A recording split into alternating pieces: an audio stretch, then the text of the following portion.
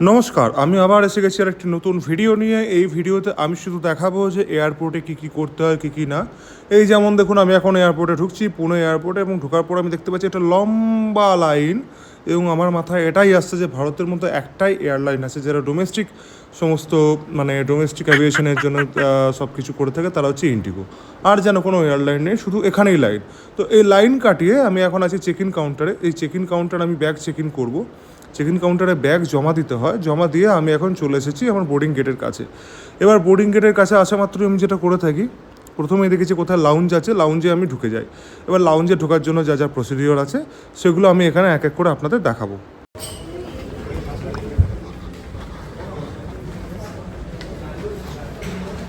গিলতে হবে, গিলতে হবে।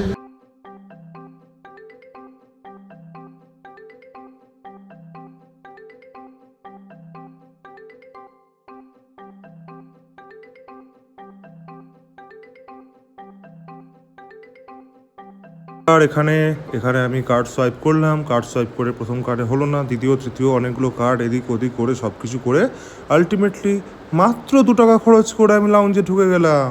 তারপর আমি দেখাবো যে লাউঞ্জের ভেতরে কত কিছু খাবার আছে। চলুন দেখে নিই কী কী খাবার থাকে এখানে। লাউঞ্জে ফ্রিজে কিছু নেই, খাবার দাবার ভর্তি। খাবার দাবারটা একটু দেখিয়ে দেখি কী খাবার আছে না আছে একটু দেখাই। উপরি ঢোকলা, জোয়ান মুড়ি আছে, ডিটক্স ওয়াটার, স্যালাড, এগুলো কী কী সব নাম না জানা অনেক খাবার। সব খাবারের নাম জানতে হবে এরকম কিছু নেই, খেতে হবে, এটা ঠিক কথা। ভেজের মধ্যে চিকেন আছে, নন ভেজে মাটন এখানে নেই। এফসি আছে, জায়গা খুঁজে বসতে হবে। আর এই হলো আমার লাউঞ্জের অল্প স্বল্প আহার। এয়ারপোর্টের সঙ্গে যেটা আমার প্রত্যেকবার হয়ে থাকে, একটা গেট দেয় আর একটা গেট তারপরে হয়ে যায়। ছিল 4 নম্বর, হয়ে গেল 8, ছিল রুমাল, হয়ে গেল বেড়াল। তো এখন এই মুম্বাই সেন্ট্রাল লোকালের ভিড় এড়িয়ে, এক্সকিউজ মি, ঠিক মনে হচ্ছে সবাই লোকাল ট্রেনে চাপবে। লোকাল ট্রেনের মতো ভিড় হয়ে গেছে এখানে, লোকালেও বোধহয় এত ভিড় হয় না। সেই সব কাটিয়ে আমি এখন 8 নম্বর গেটে যাচ্ছি, যেটা 4 থেকে 8 হয়ে গেছে। সেখানেও আমার মতো অনেক প্যাসেঞ্জার রয়েছে।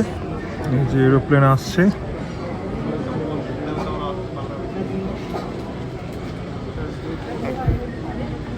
এটাতে করে আমি যাব। এই গেটে লাগবে, এবার ল্যান্ডিং ব্রিজ লাগছে। এই এরো ব্রিজ লেগে যাওয়ার পরে দরজা খুলেছে এবং প্যাসেঞ্জাররা বেরিয়ে আসতে থাকে। তারপরে সেই এয়ারক্রাফটটা ক্লিনিং হয়, ক্লিনিং হওয়ার পরে আবার নেক্সট লটে যারা প্যাসেঞ্জার আছে ওই এয়ারক্রাফটে তারা উঠতে থাকে। তো এখানে দেখুন এই যে এরো ব্রিজ লেগে গেছে। এরো ব্রিজ লেগে যাওয়ার পরে দেখবেন কীভাবে সব পিলপিল পিলপিল করে প্যাসেঞ্জাররা বেরিয়ে আসছে। তাড়াতাড়ি তাড়াতাড়ি করে সব প্যাসেঞ্জাররা বেরিয়ে আসছে, আপনারা এবার দেখতে পাবেন। সবাই যেটা হয়, সবাই পায়খানা পাওয়ার মতো করে ছুটে ছুটে বেরিয়ে আসে, সেটাই বেরিয়ে আসছে এখন। এরা তো শান্তভাবে বেরোচ্ছে, একটু করে 250টা লোক বেরোবে, তারপরে আবার 250টার কাছাকাছি লোক ঢুকে। টাইম হচ্ছে 11:35। হ্যাঁ, ইন্ডিগোর উপর ভরসা আছে, 12টাতে গেট থেকে বেরোবে, সম্পূর্ণ ভরসা আছে। চলছে জোন 3, প্যাসেঞ্জাররা যাচ্ছে, আমিও যাবো সবার শেষে। সবাইকে ঠেলে দিয়ে উইন্ডো সিটে গিয়ে বসে পড়বো, সেরকম প্ল্যান আছে। তো যাই দেখি, এতটা ভিড় আমি ঠেলবো না, একটু ফাঁকা ফাঁকা যাবো, ভিড় খালি হোক তারপরে যাবো। শেষে গেলেও সিট আমারই থাকবে, উঠিয়ে উঠিয়ে বসে পড়বো। এই বোর্ডিং পাস, এবার আমি যাব।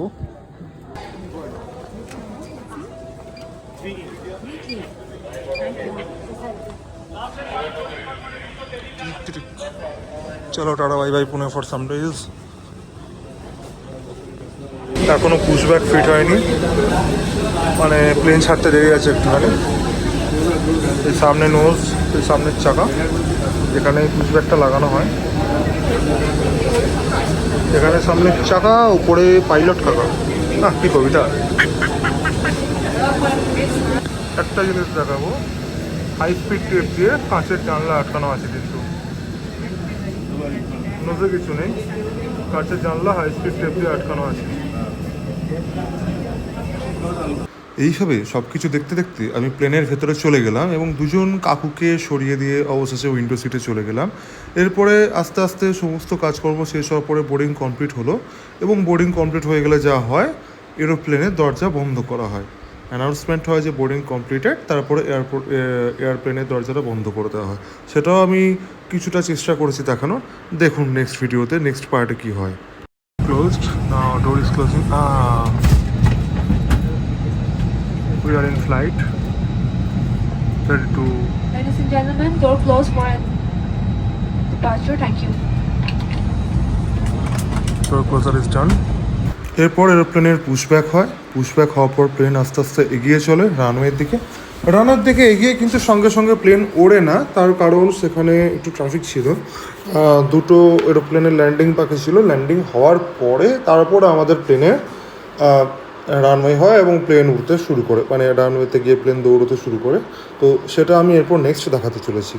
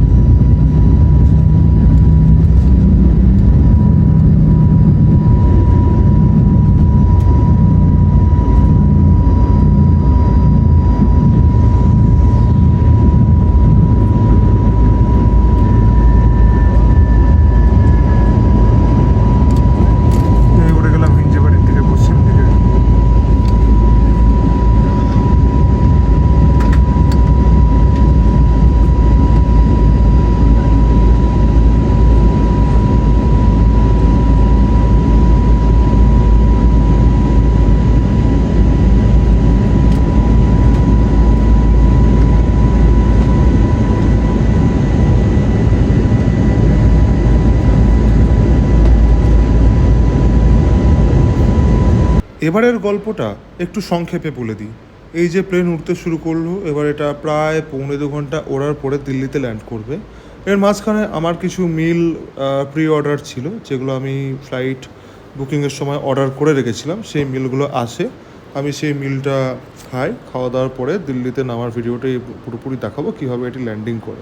তো রাতের আকাশ দেখানোর পরে সমস্ত খাওয়া দাওয়ার পরে এবার আমরা ল্যান্ডিং করতে যাচ্ছি। হ্যাঁ, তবে ল্যান্ড করার আগে কি আছে দেখবেন না? একটু দেখে নিন কী কী দিয়েছে। এত বড় ব্যাগটা তো আছে, দেখে নিন না কীরকম ছোট্ট ছোট্ট খাবারের প্যাকেটগুলো আছে, দেখাটা দরকার। দেখুন ভালো লাগবে। আজকের 60 কিলোমিটার স্ন্যাক প্যাক যেটা আমার কাছে আছে, এই স্ন্যাক প্যাকের ভেতরে এটা ছিল, তার সঙ্গে গভর্নমেন্ট মিক্স, কমার্শিয়াল জেগারি কুকিজ, এটা আছে। বরাবরের মতো মেঘ, ধোঁয়াশা এবং দূষণযুক্ত দিল্লির আকাশ। এরপরেই আমরা ল্যান্ড করতে যাব। তো এই দেখুন দিল্লির আকাশ থেকে দিল্লিকে কেমন লাগছে। এরপর আমরা ল্যান্ড করব, এরপর আমি ল্যান্ডিংটাও দেখাবো। ওই যে নিচে দিল্লির রাস্তায় যানবাহন চলছে। ল্যান্ডিং গিয়ার ডাউন হয়েছে বলে আওয়াজ যথেষ্ট ভালো হয়েছে। এই তো ছোটো বাড়িগুলো সব বড় হয়ে গেছে।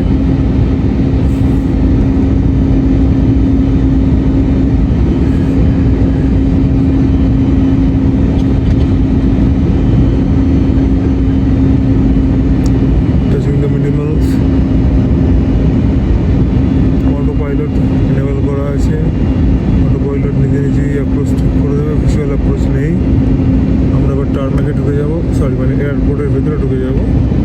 ওটা কি টার্মেক বলে, জানি না, জানতে হবে।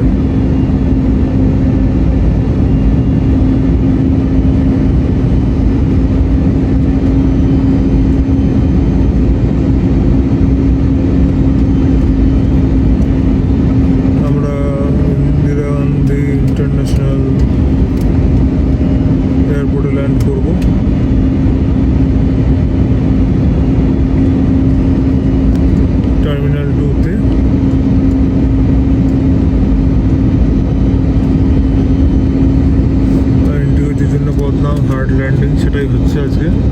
তাই তো থপাস করে ল্যান্ড করিয়ে দেবে এবার।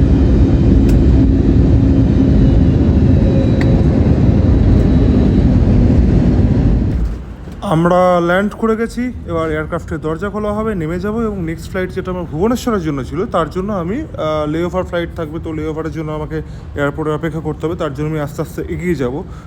দেখুন এরপরে কী হয়, পরে পরে দেখতে থাকুন।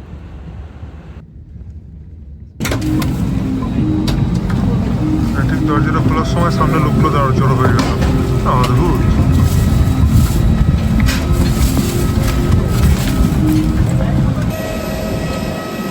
এটা 320-321 নিও।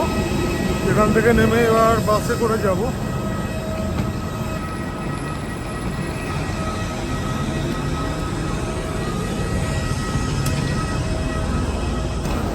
দিল্লি T2 টার্মিনাল 2-তে এসে গেছি।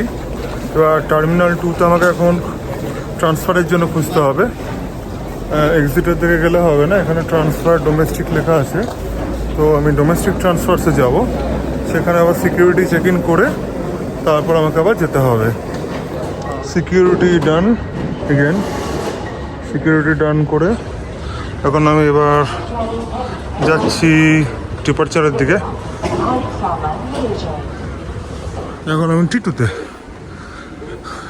এখানে এসে আমাকে আগামী বোর্ড দেখে নেবো। বোর্ডে একবার দেখে নিই ফ্লাইটের ডিটেলস।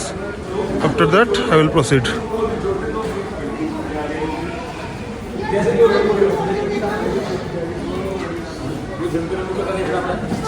কীভাবে মেলাবেন প্রথমবার এয়ারপোর্টে এসে?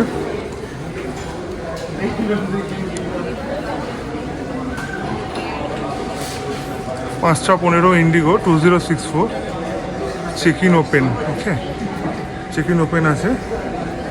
এটা আমার আছে 2064 এখানে মেলাতে হবে। 6E2064 ফ্লাইটের নাম্বার, 5:15 ডিপার্চার। তো ঠিক আছে, 25 নম্বর গেট দেখাচ্ছে এখন। এইখানে দেখুন 2064 আগে একবার দেখিয়েছিল। ঠিক আছে, তো এইখানে 2064 দেখাচ্ছে আমাকে। টিকিট নাম্বার 25, ওই যে 2064 ভুবনেশ্বর দ্বারা ক্রমাঙ্ক 25। তাহলে 25 নম্বরে আমার গেটে হবে। এইভাবে দেখে নেবেন যে কোন গেট থেকে ফ্লাইট আসছে। এইবার দেখে নেওয়ার পরে, এত বড় ফুড কোর্টে তো আমি কোনো কিছুই খাবো না, আমি তো ফ্রি লাউঞ্জই খুঁজবো। এখন লাউঞ্জটা খুঁজছি যে কোথায় লাউঞ্জ আছে। লঙ্গরখানায় খাওয়া দাওয়া, মানে লাউঞ্জে খাওয়া দাওয়া করে আমি এখন এসেছি এখানে একটু মোবাইল চার্জ দিতে। এরকম চার্জিং কিওস্ক অনেকগুলো পাওয়া যাবে, এখানে মোবাইলটা চার্জ দিয়ে আমি এবার বেরিয়ে যাবো। আর এই যে বিষয়টা আছে ইউএসবি চার্জিং, আপনি যাবার বিকজ কখনো কখনো অনেকে ইউএসবিতে অনেক কিছু করে রাখতে পারে, বেটার প্লাস পয়েন্ট থেকে চার্জ করে। একটা খুব ভালো জিনিস এখানে দেখায়, এগুলো ভেন্ডিং মেশিন। ঠিক আছে, এই যে কী আছে এখানে দেখা যাবে। খুবই দাম বেশি জিনিসের, কাটা অ্যাড করতে হবে।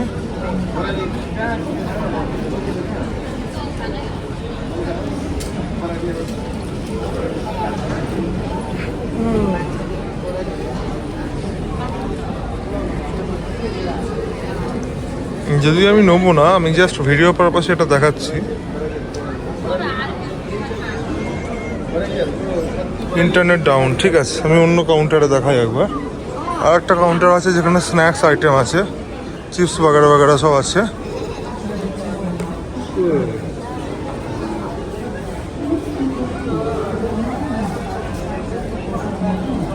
পেটিএম ইউপিআই সব অপশন রয়েছে। ঠিক আছে, এখানে প্রোডাক্ট সিলেক্ট করতে হবে। প্রোডাক্টের এখানে কোড আছে। ধরলাম আমি এখানে 304 করছি।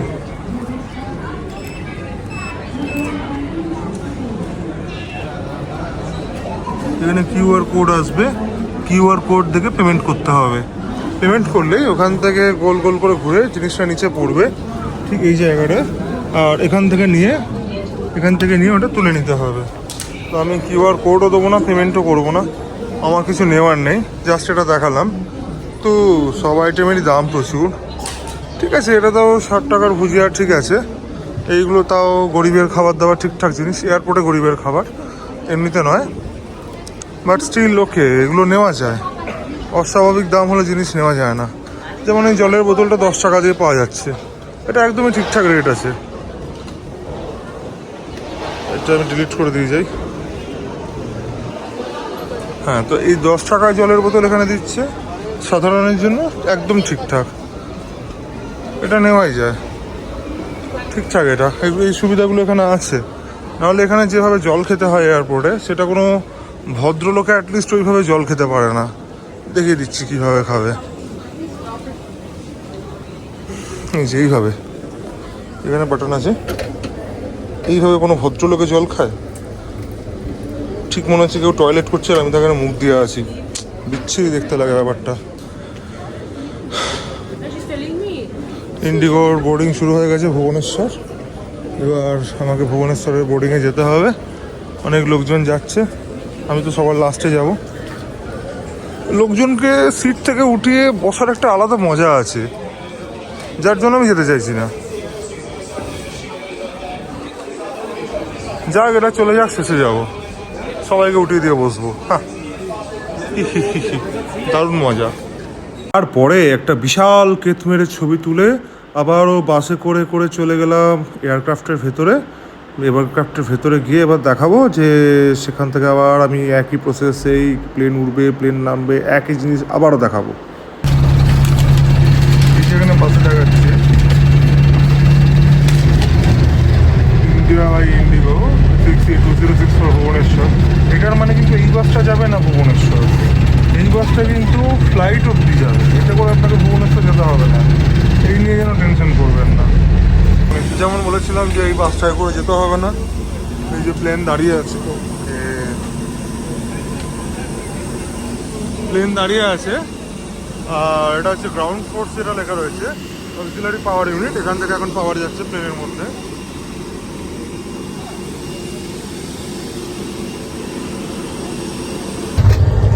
সবই হয়েছে, এটাই বাকি থাকে কেন? এটা ওয়াশরুম প্লেনের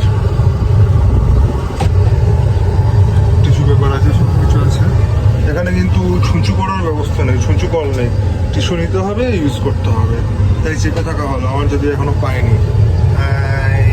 হ্যালো গাইস, ব্লগিং চলছে। আবার দ্বিতীয়বারের জন্য আমার ফ্লাইটের দরজা বন্ধ হচ্ছে অন্য একটি ফ্লাইটে। এবার আমি সোজা চলে যাব ভুবনেশ্বর। এবং যেমন হয় আর কি, একই পিএনআরে যদি দুটো বা ততোধিক ফ্লাইট বুকিং থাকে, তাহলে আপনাকে ব্যাগ দিতে হবে আপনার সোর্স ডেস্টিনেশন। যেমন আমি পুনেতে ব্যাগটা দিয়েছি, এবং আমি কিন্তু ব্যাগ তুলে নেবো সোজা ভুবনেশ্বরে গিয়ে। সেটা আমি দেখাবো, সেটা কী করে ব্যাগ নিচ্ছি দেখাবো। আগে টেক অফটা দেখাই, তারপর ল্যান্ডিং দেখাই, তারপর আমি দেখিয়ে দেবো যে আমি কীভাবে ব্যাগ নিয়েছি। আর বেশি দীর্ঘ হয়তো করবো না এই ভিডিওটা।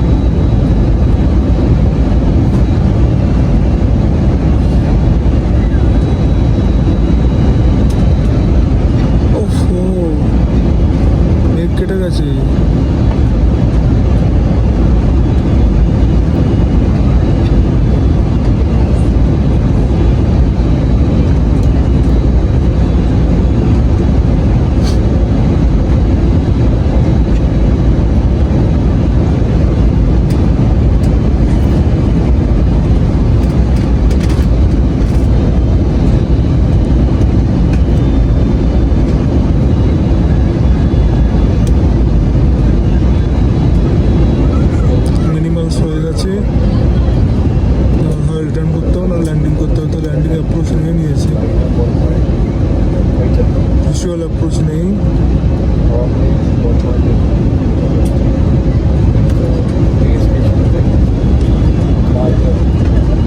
कृपया ध्यान दीजिए, सभी यात्रियों से निवेदन है वे अपने स्थान पर ही बैठे रहें, अपनी कुर्सी की पेटी बांधे रखें। May I have your attention please? All the passengers are requested to remain seated with their seatbelts fastened please.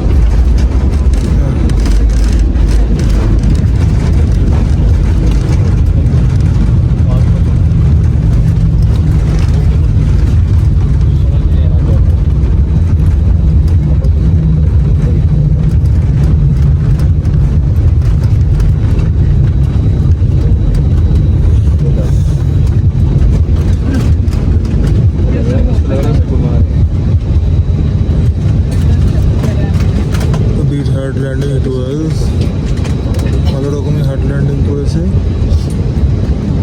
R taxi করবে। আপনাকে যেটা ফ্লাইটে প্রথমে করতে হবে সেটা হচ্ছে ইন ফ্লাইট অ্যানাউন্সমেন্ট শুনতে হবে। এখানে ইন ফ্লাইট অ্যানাউন্সমেন্ট ছিল যে 2 নম্বর বেল্টে আমাদের ব্যাগ আসবে। যেমন ভাবা তেমন কাজ, আমি ফ্রেশ হয়ে গেছি, এবারে যাচ্ছি 2 নম্বর বেল্টের দিকে। লোকজন জড়ো হয়েছে, ব্যাগ আসা আরম্ভ হয়েছে। খুব তাড়াতাড়ি দেখছি এর ব্যবস্থা করে ফেলেছে সব ব্যাগ ট্যাগ নিয়ে। তো আসবে, আগে ফাস্ট ফরওয়ার্ড আসবে, তারপরে আমার ব্যাগ আসবে। এত তাড়াতাড়ি আমার ব্যাগ কোনো দিনই আসে না। তো এইখান থেকে আপনাকে আপনার ব্যাগ তুলে নিতে হবে, দেখে নিতে হবে কোনটা আমার ব্যাগ আছে। ব্যাগ তুলে নিয়ে সোজা বাইরে, আর কোনো প্রসিজিওর নেই। ব্যাগ তুলতে পারলেই কাজ শেষ। এই ভিডিওটা এখানে শেষ করে দেবো, এয়ারপোর্টের ব্লগটা। তারপরে নতুন ভিডিও অন্য কিছু হবে, অন্য কোনো জায়গায় যেখানে যাচ্ছি সেখানে দেখাবো। ততক্ষণ অবধি দেখতে থাকুন, সাথে থাকুন। আর ভিডিওটা ভালো লেগে থাকলে লাইক করে দেবেন, শেয়ার করবেন। আর চ্যানেলটা সাবস্ক্রাইব না করা থাকলে দয়া করে সাবস্ক্রাইব করে দেবেন, এতে আমার একটু মনের জোর বাড়ে। Thank you.